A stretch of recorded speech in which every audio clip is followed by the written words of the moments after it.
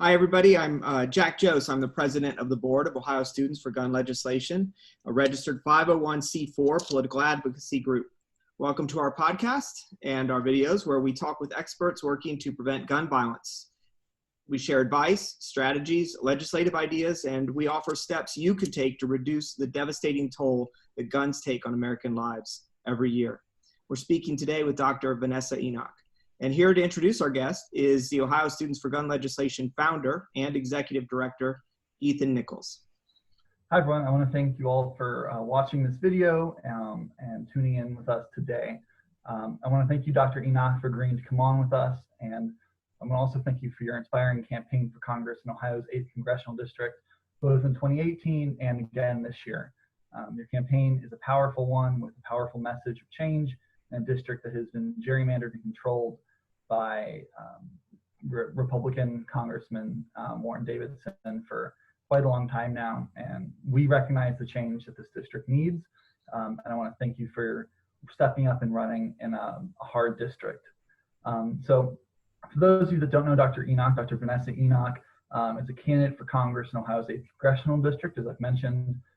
She is running against incumbent Republican Congressman Warren Davidson, who voted against the universal background checks bill and other gun safety measures. So we're proud to endorse Dr. Enoch, and let's go ahead and get started with some questions. But Dr. Enoch, would you take a moment and just kind of introduce yourself? Anything else you'd like to add? Well, thank you so much, Ethan and Jack, for having me. I appreciate the opportunity to speak with your guest. As you said, I'm running in a very red district, a very gerrymandered district across the state of Ohio. And unfortunately, in a lot of cases, the state party tends to overlook this particular district. And they overlook this district because just like Warren Davidson took for granted in this morning's paper, in fact, that his win in this district is a foregone conclusion. I think that the party leaders have also made such a conclusion. Well, I'm not of the mindset that any district across this state or any other state is immune from the challenge of, a true democracy. And in a democracy, people should have a choice about who their legislators should be. And I think that when these districts were gerrymandered for a particular ideology, they just assumed that people would blindly vote for them. And as a result of that, they take our votes for granted. And a lot of times we're ignored when that happens. Those of us who vote these people in office expect that they're going to represent our interests, that they're going to keep us safe, that they're going to make good decisions that benefit those of us who live in the district. That simply does not happen when they have an opportunity to take our votes for granted. And in this particular case, when we talk about gun safety and gun legislation, that tends to happen. When you have individuals who, feel like they're immune to the public, the voting public, and any decisions that we might make, then they do whatever they want to do, and all of us suffer under those kinds of governments. Thank you for that, Dr. Jack, if you have a first question you want to kick us off with today, anything you would want to add? So, Dr. Enoch, what one piece of legislation do you think might be most beneficial at this time? There's a raft of different kinds of proposals that Ohio Students for Gun Legislation and other gun groups have advocated for. Which one of those do you think is most useful and would be most beneficial if you were elected? It's funny that you asked that question on the heels of Ethan actually talking about the legislation that Warren Davidson actually voted against, and that is the background checks. I think that probably more than anything, we want to make sure that responsible people have access to guns. We have to be able to balance the protection of the Second Amendment right to bear arms against the right of those of us citizens to be safe in our communities. And I think that having a universal background check check establishes those safety guidelines that we all know that are necessary. There are cases where people, whether they have a history of gun violence or some kind of a past that might impair their ability to be able to handle a firearm safely, those individuals should not have access to firearms. We require people to have a driver's license to get behind the wheel of a car because they're dangerous. Yet a weapon that is used for the sake of, defense or protecting oneself can also be used to harm people and to take away the right of another individual to be safe. And so I think the same care that we utilize in making decisions about allowing people who we're going to allow to get behind the wheel of a car, that we should consider those kinds of parameters before putting a firearm in somebody's hand. So I think that the background check is probably amongst the most important piece of legislation we can offer.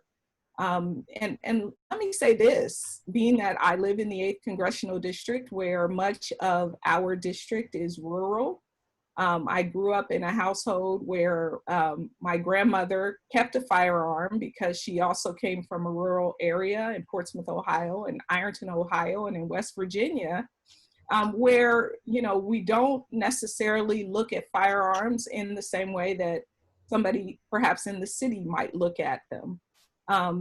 Whereby people in the country, law enforcement may not be as accessible to somebody in a rural area, as well as protecting one's farm from, animals that might come and destroy somebody's livestock or somebody's, agriculture and that sort of thing. We would want to ensure that people in those areas have access to certain kinds of firearms. But the other kind of legislation that I think we need to take into consideration are those that make firearms into military grade weapons, whether it be things like bump stocks or trigger cranks and the kinds of things that enable that firearm to fire, a lot of bullets or, right. In a short period of time. I think that also is important legislation that we have to take into consideration when we talk about firearm safety.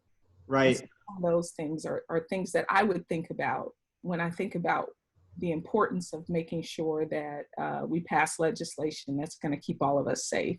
I hear you saying that in your district, a gun is a tool. I grew up in a relatively rural place too, in Ashland, Ohio, and it's a tool. And you're saying we need to limit who gets to use the tool, because if they have some evidence in their background that they've used that illegally, that limit doesn't take something from them. It just prevents them from using it outside of the way that it was intended to be used.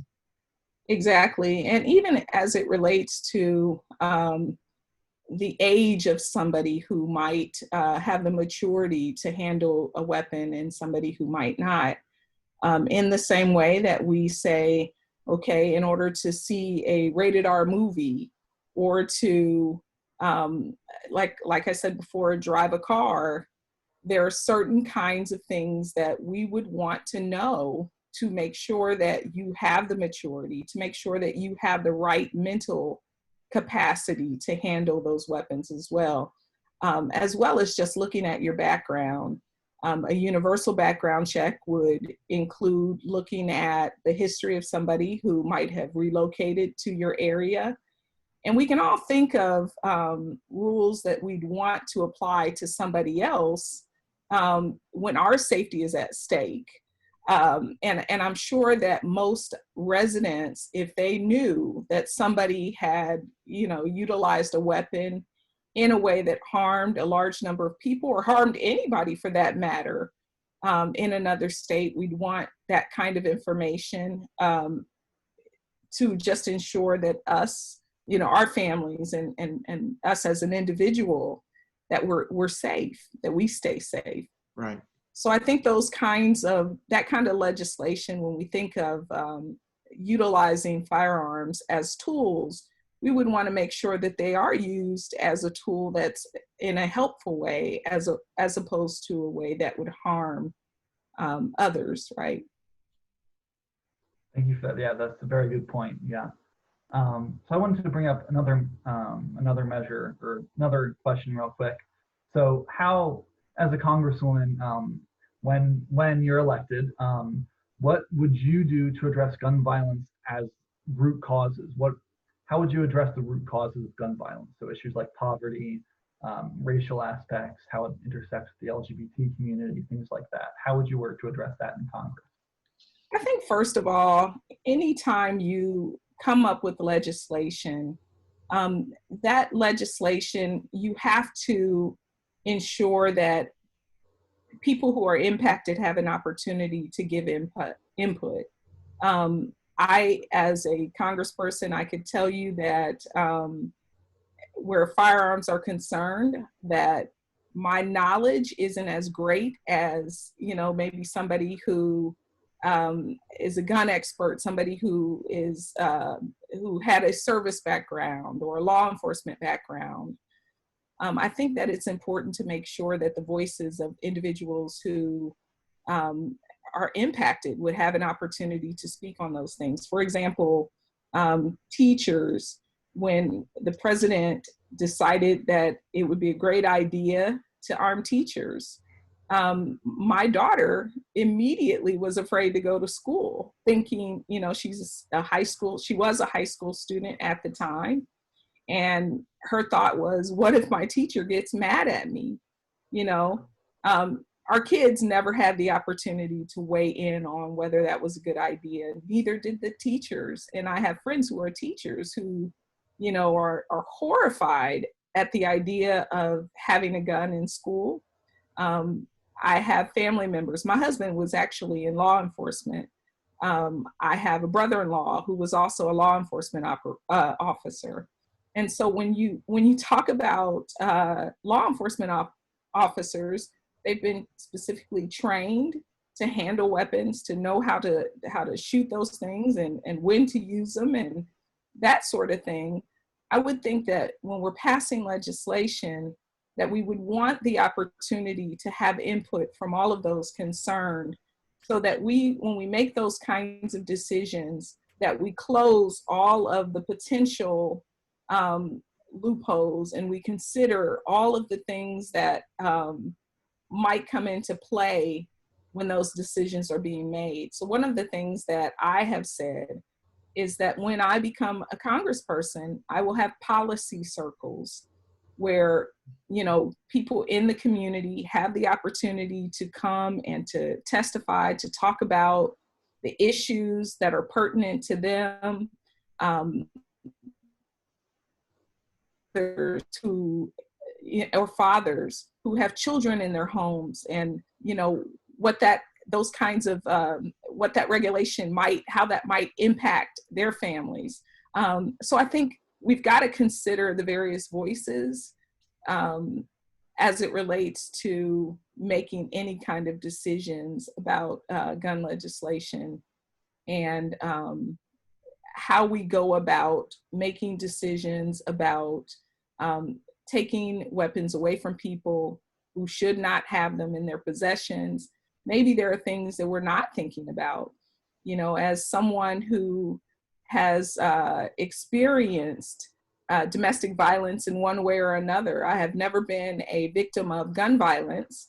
However, even something as simple as being in a household with someone who has a temper, and how that temper might flare, and the possibility of having a firearm in the household, and what that might lead to. And we don't know everyone's situation and everyone's story. So I would want to make sure that people have an opportunity to weigh in on that legislation. Right. And we do know that one of the leading causes of death by a gun it comes as a result of domestic abuse and domestic violence between people who had some sort of emotional entanglement, whether they've been married or divorced or have been dating for an extended period of time. That the passion and the presence of the gun seem to create a deadly situation. Yeah, even in terms of when I think about the young people who have went into schools and shot up children in schools, the mental state of that person at that time when they came into that school, whether it was an incident that happened that caused them to, lose it in the moment, or if it's something that built up, trauma over time, impacts the brain, impacts the mind of someone and their ability to make good judgments. Someone in a household, a mom, for example, or a dad who has seen their child over time developing aggression, or maybe a child psychologist who has had some concerns about this particular individual, might have an opportunity to weigh in, not necessarily regarding individuals, but the collective of people they might serve.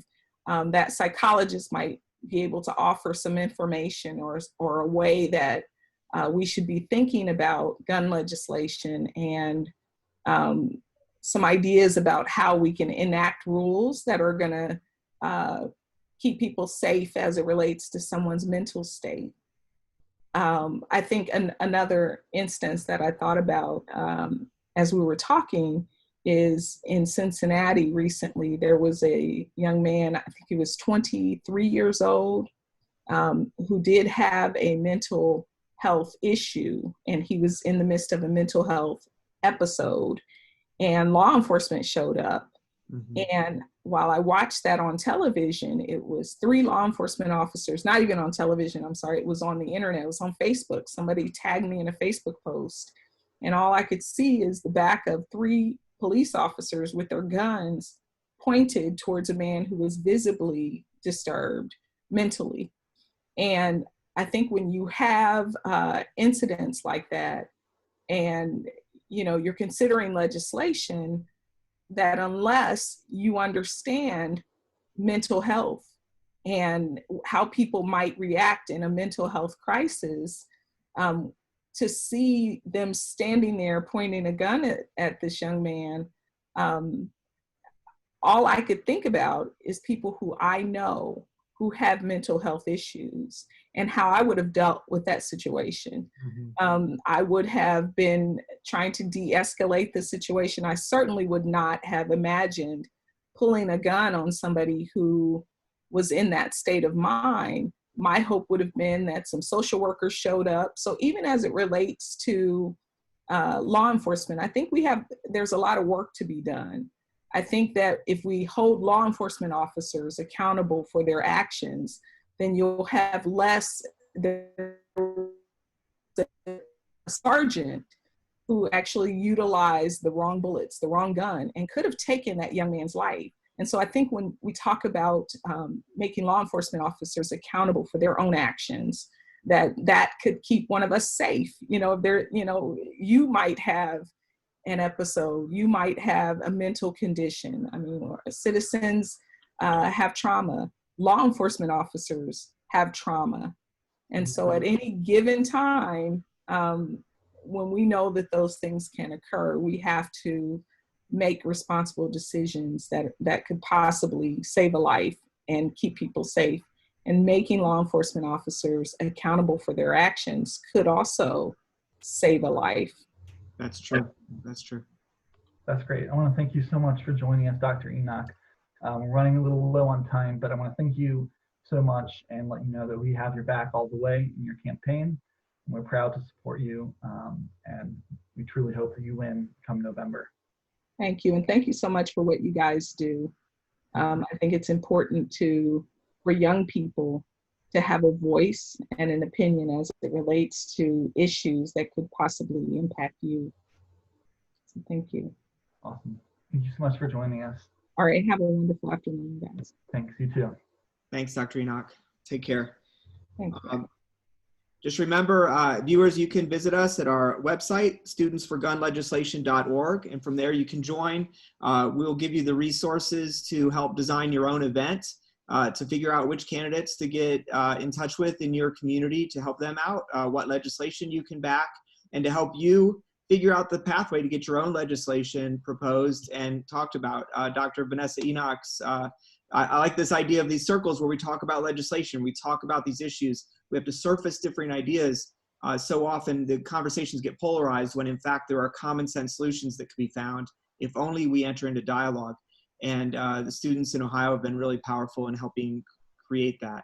And we hope the website serves as a resource. And even if you're not a student and you're interested in what we're doing, stop by the website. We will funnel your donation into the hands of active students so they can make big change in Ohio. Thank you.